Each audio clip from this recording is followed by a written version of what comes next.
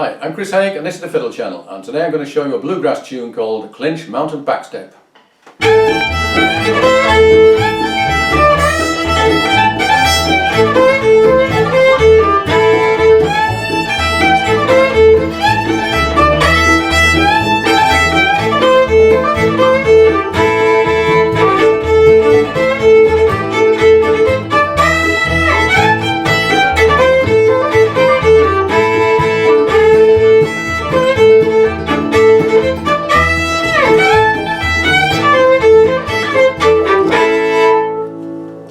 This is a request from Martin Cole. It's a very interesting tune. It's kind of a cross between old time and bluegrass. It has a very old, archaic feel, but it was written in the 1930s by the banjo player Ralph Stanley, and it is a favourite among banjo players.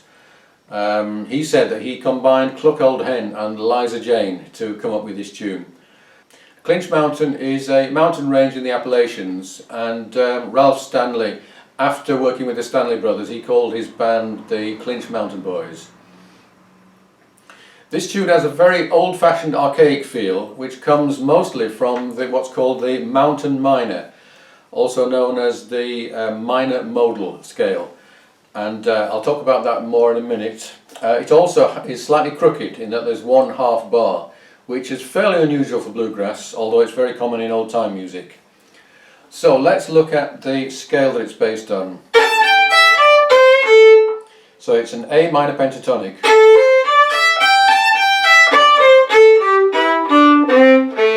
Doesn't actually go down that far, and in fact all of the melody is in one octave.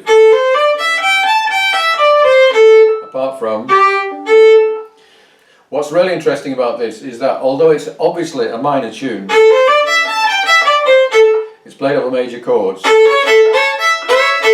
so that there's a continuous fight between the melody and the chords. And one way that you can deal with the potential clash between the notes is, particularly on the C's, is to ever so slightly bend them up, each one, and the G's as well, the G naturals.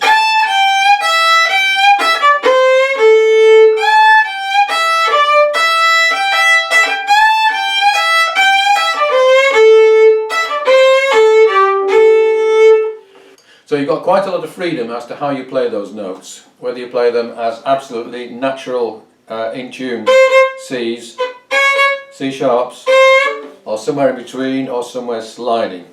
So that gives it a really quite bluesy feel. It's a tune where, because of that half bar, it's quite easy to get lost if you start improvising too much. So treat that, the B part in particular, with respect, and probably stay close to the melody as you're doing it. I'll go through the basic tune and then we're going to look at a more ornamented version. So the basic tune is this.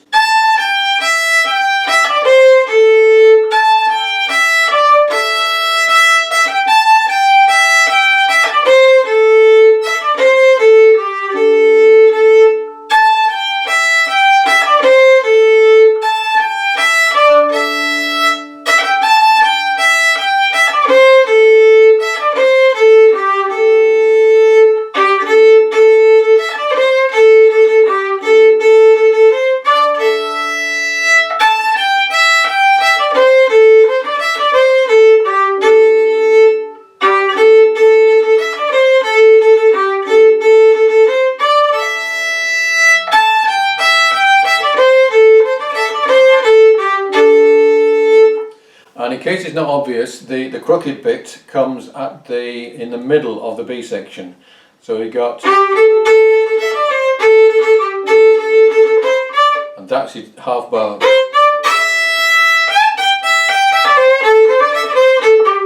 You could consider that a 6/4 bar if you wanted. So you could think of that as a 6 bar. Let's just do that again, and this time with the backing.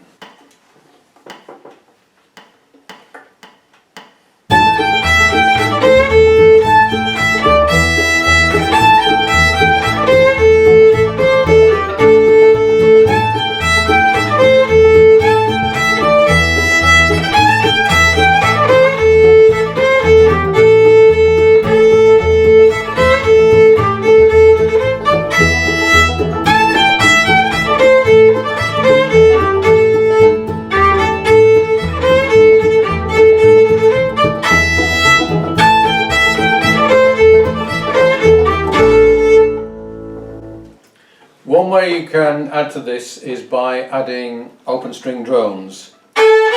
So for all of the notes played on the E string, you can have an open A drone.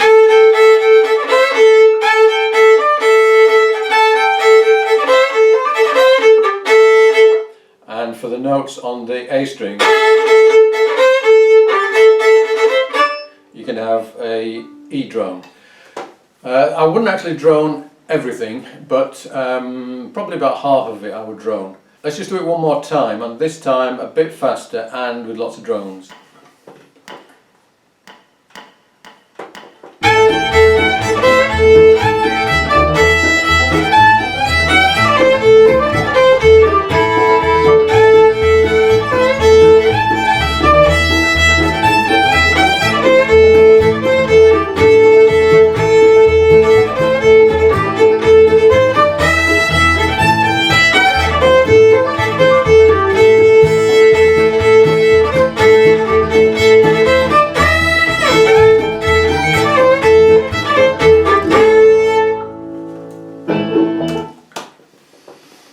Now when I do these lessons, I always have a look and see what versions there are on YouTube by other people.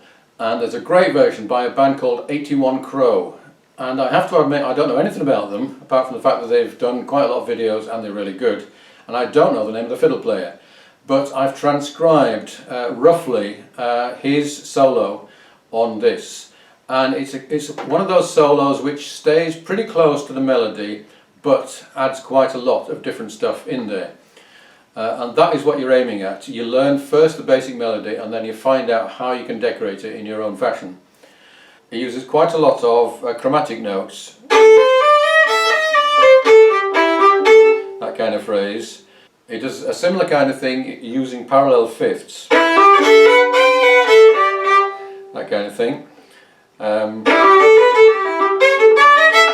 He sticks with C naturals most of the time, but occasionally he does put in a C sharp, which is interesting. It just adds to the variety. So I'm going to go through this solo slowly and then we'll try it up to speed. 1, 2, 3, 4.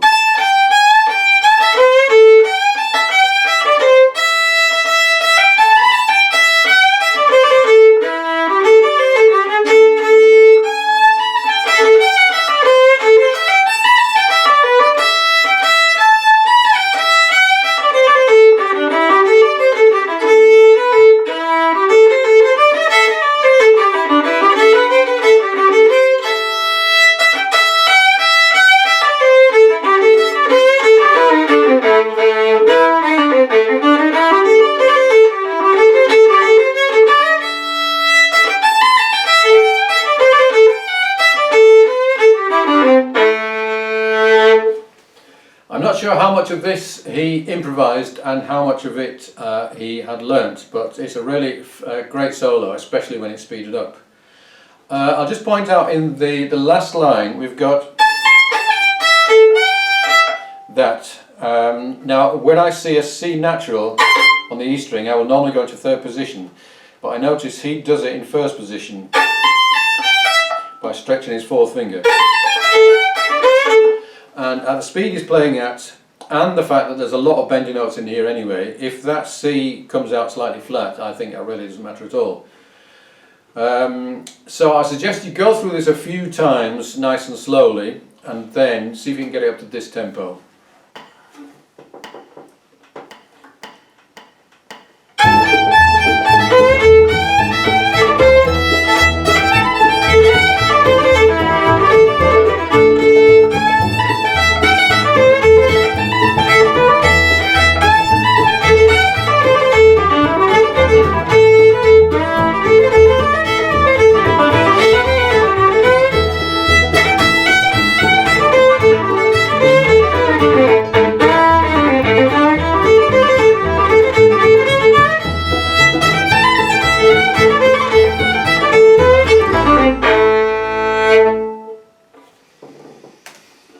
It's really fun to play.